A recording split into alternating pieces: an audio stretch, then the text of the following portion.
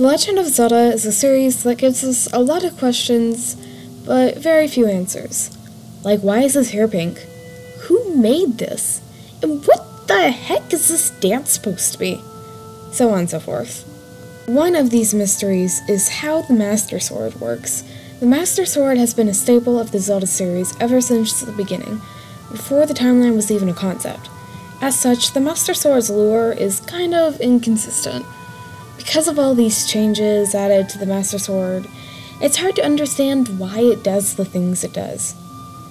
But I'm not willing to live without answers, so I'm gonna try anyway. You see, the part about the Master Sword that confuses me so much is its consistency to power down.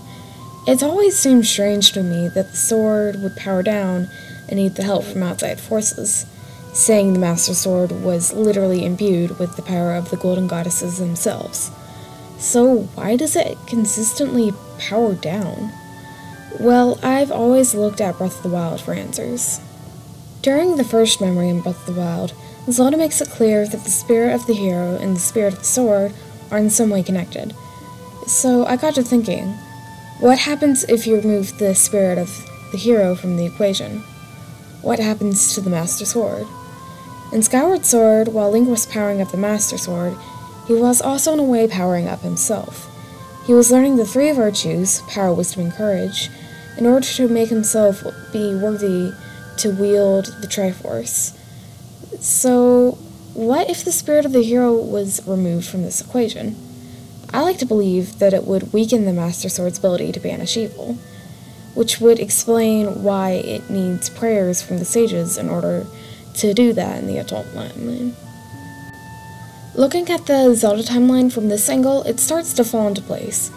The child timeline, anyways, has the spirit of the hero, hence why the Master Sword is always able to banish evil.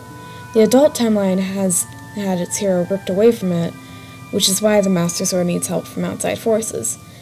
But then the Downfall High timeline had to exist and just make my life harder. While the Hero of Time is defeated by Ganondorf in this timeline, his spirit still exists, so the Master Sword should be fine. A Link to the Past is enough to prove that. Yet in A Link to the Past, you can still upgrade the sword to be even more powerful. Powerful enough to this time not only resist evil, but the completed Triforce itself. Yeah, look at it in all its golden, pixelated glory and all that. The problem with this is that when we go to the next point we see the Master Sword in the timeline, it's back to its default form. So what the heck happened here? And why did the Master Sword revert back to its base form? Well, if you're a regular viewer on my channel, then you can probably see where this is going. That's right, we're talking about stone tablets again. Now, the thing about stone tablets is that it's really debated if this game should be considered canon or not. I personally do believe it's canon, so I'm going to talk about it.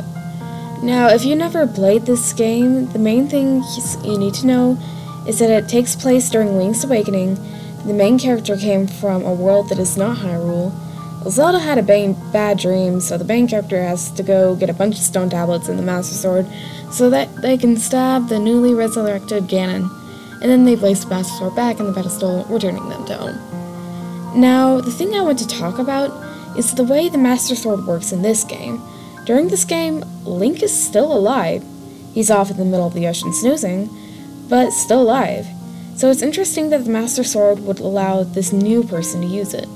We've already learned that the Master Sword can only be wielded by the spirit of the hero, so it's clear that the main character in the Master Sword's eyes qualifies as the spirit of the hero, which would mean the Master Sword now has two masters. So what if when the player returns to their homeworld, the Master Sword loses part of the spirit of the hero, effectively ripping the Master Sword's power in half, changing it from its golden all-powerful form that we've seen all game to its less powerful purple form. Also, editor's note, I noticed that in the scene where the player leaves the game, the Master Sword is back to its purple form, when just before, when the Master Sword was being used in the Ganon fight, it was golden, so it might be showing the process of the Master Sword getting weaker when the player is leaving. Now, I know what you're thinking. Well, what about the magical sword from the original Legend of Zelda? Well, personally, I don't see the magical sword and the master sword as the same thing. So, yeah. Hey guys, thank you so much for watching. I really love the Ancient Stone tablet game, if you couldn't tell already, so I get really excited whenever I get to talk about it. Also, by the time this video is uploaded, I have the rest of this month's uploads ready to go, so if you're looking forward to more content that I make, then please be sure to subscribe and hit the notification bell so you'll be able to see it when it comes up. And yeah, that's pretty much it. I'm Aspidra, and I'll see you guys later.